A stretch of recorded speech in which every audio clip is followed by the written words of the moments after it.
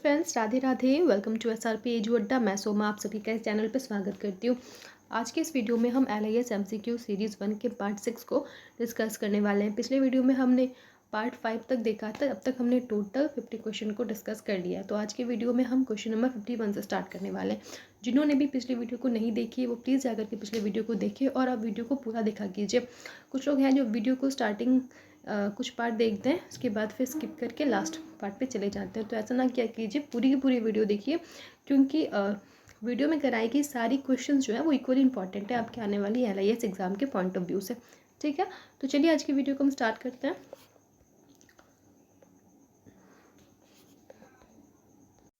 तो जो क्वेश्चन है, question number 51, who authored manual of library economy. Option दी गई आपकी JD Brown, SD Brown, Melvil Dewey और SC ब्रैडफोर्ड।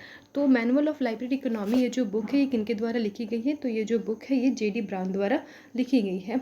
जेम्स डफ ब्राउन, JD ब्राउन द्वारा ये बुक जो है वो लिखी गई है। आप लोग ध्यान में रखिए। और JD ब्राउन का नाम आती है आपके दिमाग में एक वर्ड क्लिक हो जानी चाहिए, वो है सब्जेक्ट क्लासिफिकेशन।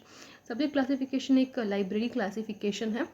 ठीक है, और ये क्लासिफिकेशन को JD ब्राउन ने ही दिया। एक और चीज़ रिलेटेड है JD ब्राउन से, वो है कि इन्हें innovator of open access libraries भी कहा जाता है। मेलविल डेवी की अगर हम बात करें तो इन्होंने DDC दिया था, डेवी डेसिमल क्लासिफिकेशन।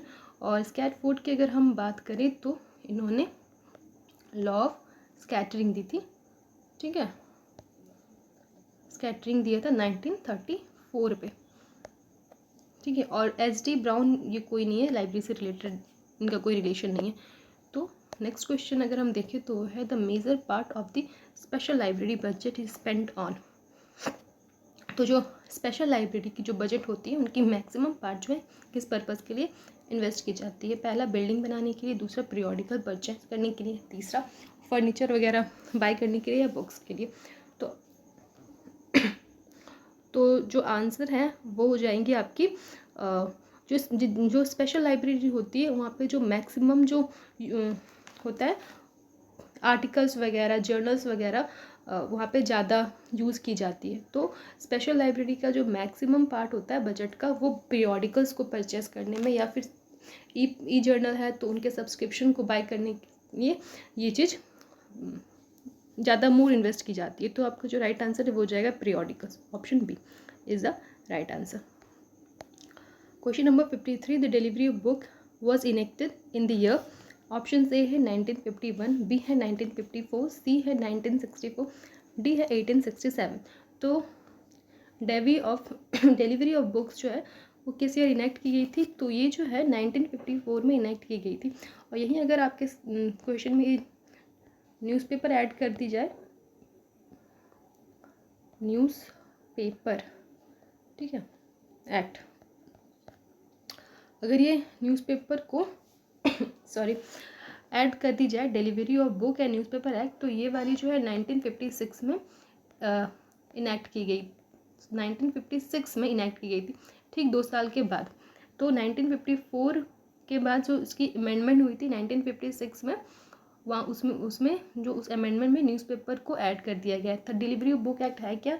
इसमें जो है जो पब्लिशर है वो जितने भी बुक्स को पब्लिश करेंगे उनकी एक कॉपी जो है उन्हें सेंड करनी होगी नेशनल लाइब्रेरी ऑफ इंडिया में, अपने इस पे अपने खर्च पे। और बुक्स पब्लिश होने के 30 दिन के भीतर उन्हें ये भेज देनी है नेशनल लाइब्रेरी ऑफ इंडिया में। और साथ ही साथ 3 और जगह भेजनी है उनको, वह है दिल्ली पब्लिक लाइब्रेरी और कोनमेरा पब्लिक लाइब्रेरी मद्रास में, और तीसरी जो जगह है वो है एशियाटिक सोसाइटी लाइब्रेरी, ठीक है, मुंबई में। तो कुल मिला के 4 जगह ये बुक्स को, मतलब एक एक कॉपी बुक्स की आपको भेजनी है डिलीवरी ऑफ बुक में। और अमेंडमेंट के बाद जब न्यूज़पेपर ऐड हुई तो उसमें कहा गया है कि जो सीरियल्स हैं उनकी कॉपी को भी आपको भेजनी है। तो सीरियल को ऐड करने के लिए कि न्यूज़पेपर को ऐड किया गया 19 और अमेंडमेंट लाई गई 1956। ठीक है, चलिए नेक्स्ट क्वेश्चन है क्वेश्चन नंबर 56। तो वो है which law of library science advocates the reading of unused material from the library. Option दी गई है first law, B fifth law, C third law, और फोर्थ है आपकी फोर्थ लॉ। ठीक है, तो जो रीडिंग जो प्रोसेस है वो किससे रिलेटेड आपसे पूछा जा रहा है? लाइब्रेरी के जो लॉ है। तो फिफ्थ लॉ आप सब जानते हैं, वो है library is a growing organism. ठीक है,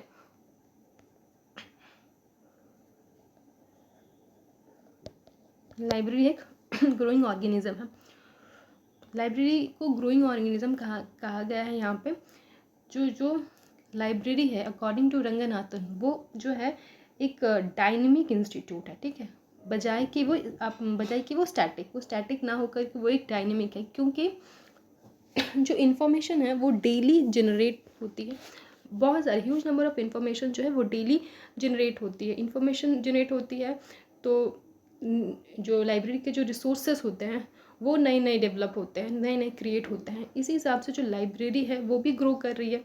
ठीक है, तो रंगनाथन जी ने कहा कि जो लाइब्रेरी के डॉक्यूमेंट्स है, इंफ्रास्ट्रक्चर है और जो सर्विसेज है और साथ ही साथ जो प्रोडक्ट है वो जो है वो टाइम टू टाइम जो है अपडेट होनी चाहिए। ठीक है, तो इन्हीं को जो फिफ्थ लॉ है उनको इम्प्लीमेंट करने के लिए वीडिंग प्रोसेस की हेल्प ली जाती है।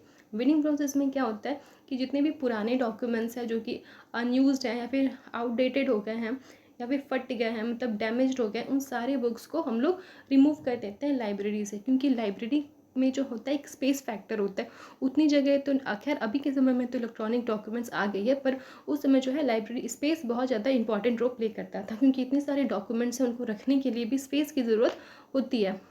तो अभी भी सारे जो इंडिया के लाइब्रेरी है वो सारे डिजिटल तो हुए नहीं है, तो अभी भी ये इम्पॉर्टेंट है रीडिंग प्रोसेस करनी। तो जो पुराने बुक्स हैं उन्हें रिमूव कर देते हैं और उनके प्लेस में जो नए नए डॉक्यूमेंट जो डिमांड होती है यूज़र्स की, तो वो सारे बुक्स को उनके प्लेस में शिफ्ट कर दिया जाता है। तो फिफ्थ लॉ को इम्प्लीमेंट करने के लिए जो है रीडिंग प्रोसेस की बहुत ज़्यादा ज़रूरत होती है। तो आंसर आप क्या बोलेंगे यहाँ पे कि आपकी फिफ्थ लॉ जो है वो राइट आंसर हो जाएंगे। ठीक है, चलिए नेक्स्ट क्वेश्चन की ओर। यूरोपा वर्ल्ड ऑफ लर्निंग ये क्या है? प्रोफेशनल डायरेक्टरी है, इंस्टीट्यूशनल डायरेक्टरी है, या ट्रोपोलॉजिकल डायरेक्टरी है, या टेलीफोनिक डायरेक्टरी है? किस टाइप का ये डायरेक्टरी है? यूरोपा वर्ल्ड ऑफ लर्निंग जो है ना, एक तरह का मतलब कहेंगे तो ये रेफरेंस बुक की तरह से यूज़ किया जाता है, और ये वर्ल्ड का ना वन ऑफ द मतलब लीडिंग रेफरेंस बुक इसे हम लोग कह सकते हैं यूरोपा वर्ल्ड ऑफ लर्निंग को। ये जो डायरेक्टरी है इसमें क्या होता है कि वर्ल्ड के जितने भी हाई एजुकेशन से रिलेटेड इंस्टीट्यूट है उनकी इन्फॉर्मेशन इस डायरेक्टरी में दी गई है। जैसे कि इंस्टीट्यूट की कितने इंस्टीट्यूट है उनका नाम दिया गया है, एड्रेस दिया गया है, उससे रिलेटेड जो पर्सन है उनके बारे में जानकारी दी गई है। तो ये मेनली जो है इंस्टीट्यूशन के बारे में इस डायरेक्टरी में मेंशन होती है, हाई एजुकेशन से रिलेटेड जितने भी इंस्टीट्यूट है। ठीक है, वर्ल्ड के। अच्छा, यहाँ पे यूरोपा नाम है, इसका मतलब ये नहीं कि सिर्फ यूरोप के ही हाई एजुकेशन से रिलेटेड इंस्टीट्यूट के बारे में बताया गया है, नहीं, पूरे वर्ल्ड की सब, जैसे कि ए से लेकर के जेड तक जितने भी कंट्रीज़ हैं, अफ़गानिस्तान से लेकर के जिम्बाब्वे तक जितने भी कंट्री है, सभी के हाई एजुकेशन से रिलेटेड इंस्टीट्यूट की इन्फॉर्मेशन आपको यूरोपा वर्ल्ड ऑफ लर्निंग में मिल जाएगी। हर एक कंट्री के लिए ना अलग एक एक चैप्टर बनाई गई है। तो आपका जो ये आंसर हो जाएगा यहाँ पे इंस्टीट्यूशनल रिपोजिटरी। ठीक है, और ये वाली जो है क्वेश्चन इंपॉर्टेंट इसलिए हो जाती है कि अभी हाल फिलहाल में ही 2021 में यूरोपा वर्ल्ड ऑफ लर्निंग की जो है न्यू एडिशन आई है 71। ठीक है, अभी हाल फिलहाल में ही आई है, तो इसके पॉइंट ऑफ व्यू से भी क्वेश्चन इंपॉर्टेंट हो जाती है। तो क्वेश्चन नंबर 56 जो है वो हु इनिशिएटेड शेयर्ड कैटलॉगिंग? ठीक है, ऑप्शन ए है आपके Library of Congress, Imperial Library, C British Museum, और नेशनल लाइब्रेरी ऑफ ऑस्ट्रेलिया। तो चलिए शेयर्ड कैटलॉगिंग होता है क्या? शेयर्ड कैटलॉगिंग में हम बिब्लियोग्राफिक रिकॉर्ड्स को शेयर करते हैं। ठीक है, जैसे कि अब सपोज एक ये हमारा नेटवर्क हो गया, एक ऑर्गेनाइजेशन हो गया ये। ठीक है, इसके अंडर में कुछ लाइब्रेरीज हैं, सबके अपने अपने बिब्लियोग्राफिक रिकॉर्ड है, और सभी ने अपने अपने बिब्लियोग्राफिक रिकॉर्ड को इस नेटवर्क पे एक जो है वहाँ पे शेयर कर दिया है। सभी के रिकॉर्ड्स यहाँ पे, मतलब जो वन लाइब्रेरी है वो दूसरे लाइब्रेरी के बिब्लियोग्राफिक रिकॉर्ड को देख सकते हैं, वहाँ से उनको शेयर भी कर सकते हैं, ले भी सकते हैं, कॉपी भी कर सकते हैं। 2 जो है सेकंड लाइब्रेरी, वो फर्स्ट लाइब्रेरी की देख सकते हैं। तो यहाँ पे एक नेटवर्क बन गया है जहाँ पे उन्होंने सारे ने अपने बिब्लियोग्राफिक रिकॉर्ड को शेयर कर रखी है, ठीक है। तो अगर लाइब्रेरी 1 अगर नई डॉक्यूमेंट्स को खरीद कर मतलब बाय करके लाता है, उनके लाइब्रेरी में एक नई डॉक्यूमेंट अगर आती है, तो उनको क्या है, प्रोसेसिंग में ज़्यादा टाइम नहीं लगाना पड़ेगा। उस बुक के प्रोसेसिंग में टेक्निकल जो होती है सेक्शन, उसमें ज़्यादा टाइम नहीं लगाना पड़ेगा कि क्लासिफिकेशन नंबर फाइंड आउट करे, उसकी कैटलॉगिंग क्रिएट करे।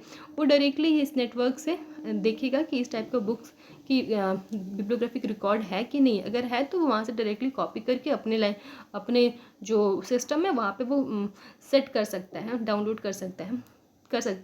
तो मतलब क्या हुआ, ये रिड्यूस करते हैं डुप्लीकेशन ऑफ वर्क को, शेयर्ड कैटलॉगिंग। इसका मेन इंपॉर्टेंट पॉइंट हो गया कि ये to prevent the duplication of work for each individual library, ठीक है।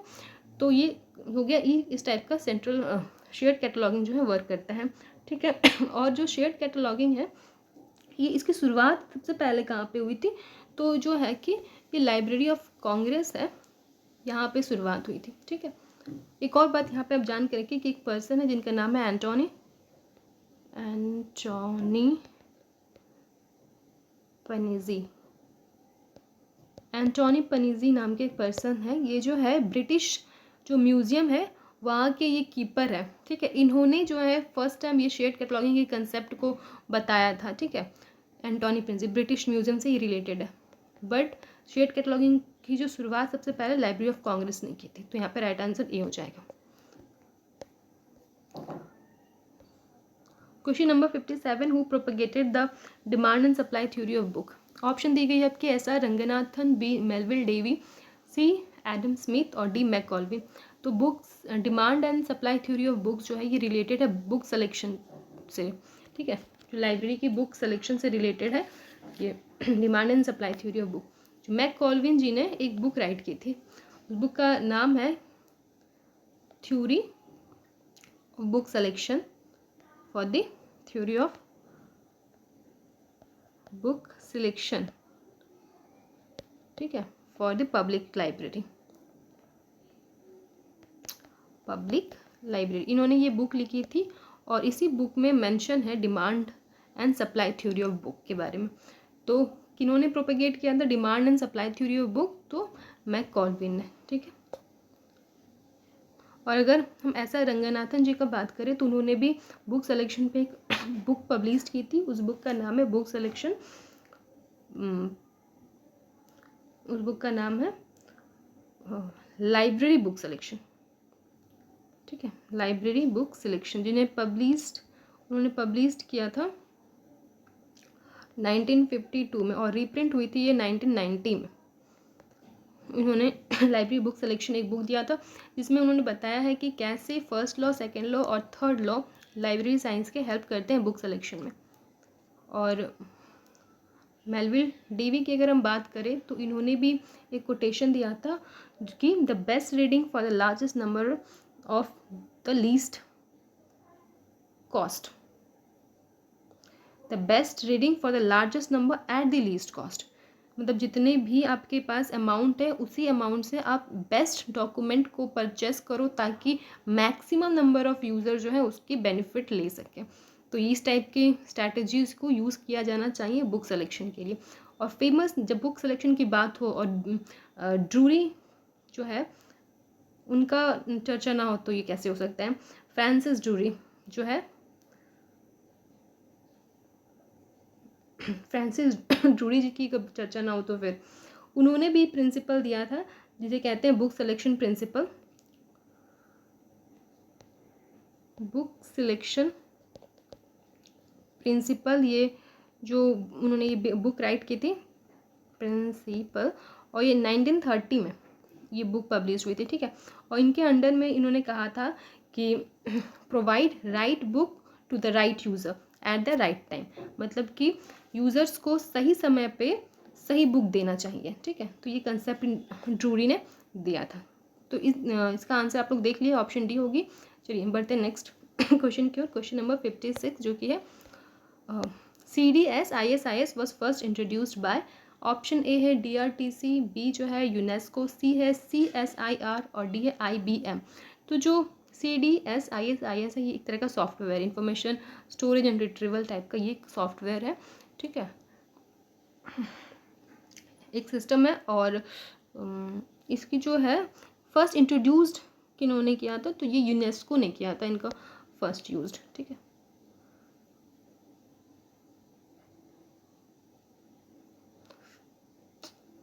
अरे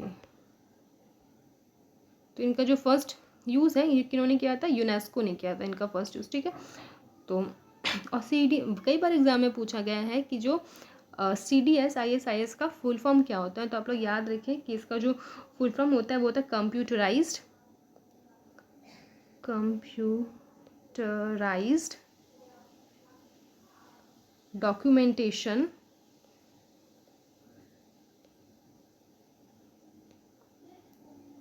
service, computerised document service integrated set of IS information system, ठीक है। तो ये एग्जाम में कई बार पूछी जा चुकी है कि CDSIS का फुल फॉर्म क्या होता है, और इसकी ये रिलीज की गई थी 1985 में, 85 में, ठीक है, यूनेस्को द्वारा। तो computerised documentation service / integrated set of information system, ध्यान रखें। चलिए नेक्स्ट क्वेश्चन की ओर बढ़ते हैं। क्वेश्चन नंबर 59, गूगल अर्थ जो है कि गूगल अर्थ इज ये क्या है, वेब पेज, वेब इमेज है, सर्च इंजन है, वर्चुअल ग्लोब है, या वेब मैप सर्च है। तो गूगल अर्थ क्या, ये जो है एक तरह का 3D एनिमेशन रिप्रेजेंटेशन है, 3D रिप्रेजेंटेशन पूरे अर्थ की। पूरे अर्थ को अगर हम 3D व्यू अगर हम देखें तो गूगल अर्थ के थ्रू हम लोग देख सकते हैं, ठीक है, पूरे पृथ्वी की 3D रिप्रेजेंटेशन। और किसके हेल्प से, सैटेलाइट के हेल्प से। आंसर हो जाएगा ग्लोब से रिलेटेड, वर्चुअल ग्लोब है ये। और इनको एक और नाम से जाना जाता है, ये है की होल अर्थ व्यूअर, की होल अर्थ व्यूअर, ठीक है। चलिए तो आज की हमारी जो लास्ट क्वेश्चन है वो है question number 60, financial estimation is made on the basis of. तो पहला है option ledger method, B marginal cost method, C per capita method, और डी जो है कॉस्ट बेस्ड मेथड, ठीक है। तो आपको बतानी है जो फाइनेंशियल एस्टिमेशन होती है किसी भी लाइब्रेरी की, तो वो किसके बेसिस पे की जाती है। तो आपकी जो राइट आंसर है यहाँ पे हो जाएंगी पर कैपिटा मेथड, ठीक है। पर कैपिटा मेथड के बेसिस पे लाइब्रेरी की फाइनेंशियल एस्टिमेशन होती है। इस मेथड में क्या होता है, एक मिनिमम अमाउंट पर हेड को फिक्स किया जाता है which is considered essential for providing standard services. तो एक मतलब लाइब्रेरी की स्टैंडर्ड सर्विस प्रोवाइड करने के लिए एक मिनिमम हम लोग पर हेड मिनिमम अमाउंट को फिक्स कर लेते हैं, पर कैपिटा मेथड, ठीक है। तो ये पर कैपिटा मेथड, और पर कैपिटा मेथड में 3 जो पर्सन है उन्होंने अपना जो प्रिंसिपल क्या कहते हैं रिकमेंडेशन दिया था उन्होंने, तो जो पहले थे उन्होंने वो थे राधा कृष्णा, उन्होंने एक रिकमेंडेशन दिया था रिलेटेड टू पर कैपिटा। और एक थे हमारे लाइब्रेरी जो कमेटी हुई थी वहाँ के जिनके हेड थे, मतलब जिनको ये थे मेन मेंबर थे उनके रंगनाथन जी। और तीसरे जो थे वो कोठारी कमीशन जो आया था, कोठारी, ठीक है। तो रंगनाथन कमीशन में क्या कहा गया था, सॉरी राधा कृष्णन कमीशन में जो कि 1948 में आया था। और लाइब्रेरी कमेटी जो हुई थी रंगनाथन जिनको हेड कर रहे थे वो 1957 में आई थी। और कोठारी वाले तो याद है आप लोगों को 1964 में आई थी, ठीक है। तो ये 48 में आई थी, 57 में आई थी और 64 में आई थी, डेट वगैरह सब याद रखें। इन तीनों ने पर कैपिटा मेथड पे अपनी अपनी अलग अलग रिकमेंडेशन दी थी। तो राधा कृष्णन ने कहा था जैसे कि पर स्टूडेंट जो है 40 रुपीज़ करके, जितने भी मतलब एक लाइब्रेरी में जितने भी स्टूडेंट है पर हेड 40 रुपीज़ करके आप लाइब्रेरी की फाइनेंशियल एस्टिमेशन डिसाइड कर लो। लाइब्रेरी कमेटी में डिसाइड किया गया था कि पर हेड जो है स्टूडेंट जो है उनके पर हेड 15 होने चाहिए और टीचर्स जो है 200 होनी चाहिए पर हेड। और कोठारी कमीशन में 300 स्टूडेंट्स मतलब टीचर्स के पर हेड 300 रुपीज़ और स्टूडेंट्स के लिए 25 रुपीज़ पर हेड करके जो एस्टिमेशन को डिसाइड की गई थी। तो ये कुछ एक ओवरव्यू है किस किस टाइप से जो है पर कैपिटा मेथड डिसाइड जो है ये क्या कहते हैं उसको रिकमेंडेशन दी गई थी बाय दिस 3 कमेटी। तो आंसर जो है आपकी यहाँ पे हो जा रही है पर capita method financial estimation is made on the basis of पर कैपिटा मेथड ऑप्शंस के थ्रू अगर देखें तो आज की हमने 10 क्वेश्चंस को कंप्लीट किया, डिस्कस की। तो फिर मिलते हैं फिर नेक्स्ट वीडियो में। अगर आपको वीडियो अच्छी लगी तो लाइक कर दे, कमेंट कर दे, चैनल को सब्सक्राइब कर ले, बेल बटन को क्लिक कर ले ताकि नोटिफिकेशन आपको मिल जाए जब भी वीडियो कोई भी अपलोड हो तो। और हमारे साथ बने रहे और अपनी जो स्टडी है उनको कंटिन्यू रखें। आप लोगों की जो नेट जो मतलब जितने जो भी बच्चे नेट की तैयारी कर रहे हैं उनको तो पता ही होगा कि डेट आ गई है नेट की, 20 नवंबर से आपकी एग्ज़ाम होनी है। तो प्रिपरेशन को फिर आप लोग स्टार्ट कर दें और MCQ जितनी हो सके उतनी ज़्यादा ही सॉल्व करें, क्योंकि MCQ जितनी सॉल्व करेंगे आपको एग्ज़ाम में उतनी ज़्यादा हेल्प होगी पेपर सॉल्व करने में एग्ज़ाम में। तो चलिए फिर मिलते हैं नेक्स्ट वीडियो में। Thanks for watching. Radhe Radhe.